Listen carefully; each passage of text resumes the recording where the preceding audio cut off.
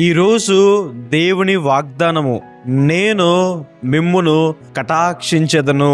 హల్లెలూయా. కటాక్షము అంటే జాలి, దయ, కరుణ చూపించడం. క్రీస్తు ప్రభువారు కనికరము గల దేవుడు, ఆయన జాలి కలిగిన దేవుడు కాబట్టే మన పాపాల కోసం శిలువ మీద ప్రాణం పెట్టారు. మన మీద మనుషులు కాదు, రాజులు కాదు, అధికారులు కాదు, అంతకన్నా గొప్పవాడైన క్రీస్తు ప్రభువారు, దేవాతి దేవుడు, ప్రభువులకు ప్రభు, రాజులకు రాజు అయిన దేవుడు మన మీద కటాక్షం చూపిస్తారు అని.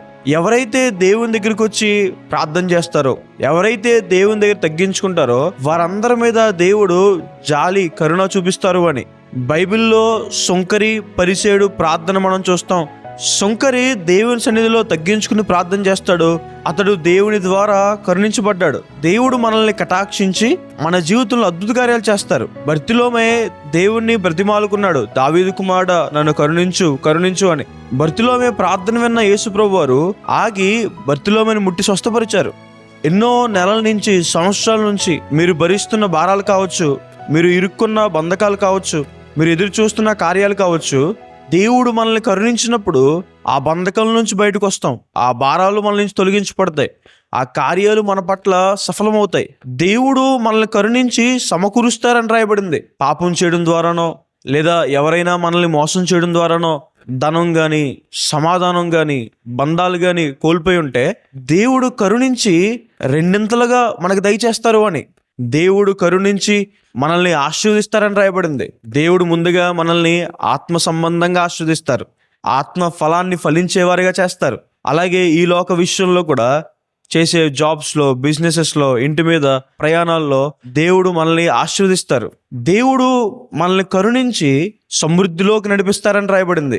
దేవుడు మనల్ని కరుణించి ప్రతి అడ్డుగోడని పగలగొట్టి మార్గాలు సరళం చేస్తారని. కాబట్టి ఈ వాగ్దానం విశ్వాసం ఉంచండి, దేవుని దగ్గర తగ్గించుకుని ప్రార్థన చేయండి.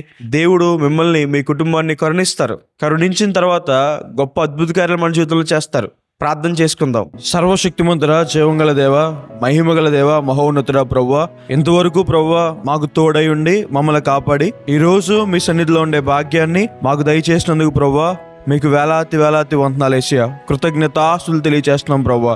నేను మిమ్మల్ని కటాక్షించి విస్తరింపచేసి స్థిరపరుస్తానని మీరు వాగ్దానం చేసిన రీతిగా ప్రభువా, ప్రియులు ఎంతమంది అయితే ప్రభువా ఈ ప్రార్థనలు ఏకీవిస్తున్నారో ప్రభువా, వారి మీద, వారి కుటుంబం మీద, వారి ఇంటి మీద ప్రభువా మీ కటాక్షం ఉంచమని దేవా ప్రభువా బ్రతిమాలుకుంటున్నాం యేసయ్యా.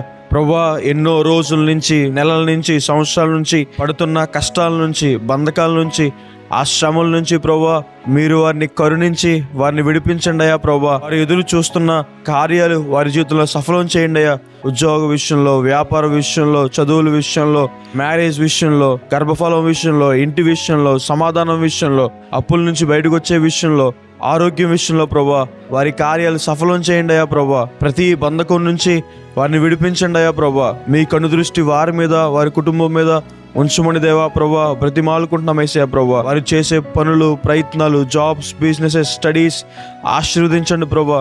వారికి అన్ని విషయాల్లో సమృద్ధి దయచేయండి అయ్యా. ప్రభువా వారి ప్రతి అవసరాన్ని తీర్చండి ప్రభువా. నూతన ద్వారాలు వారి జీవితంలో తెరవండి ప్రభువా. ప్రభువా మీరు వారిని కటాక్షించి కోల్పోయిన తిరిగిస్తానని సెలవిచ్చిన రీతిగా ప్రభువా వారు ఏమైతే కోల్పోయారో తండ్రి ప్రభువా, కోల్పోయిన ధనాన్ని, కోల్పోయిన బంధాలని, కోల్పోయిన ఆరోగ్యాన్ని, కోల్పోయిన సమాధానాన్ని, కోల్పోయిన ప్రతి ఆశీర్వాదం ప్రభువా మీరు వారికి రెండింతలుగా తిరిగి దయచేయండి అయ్యా.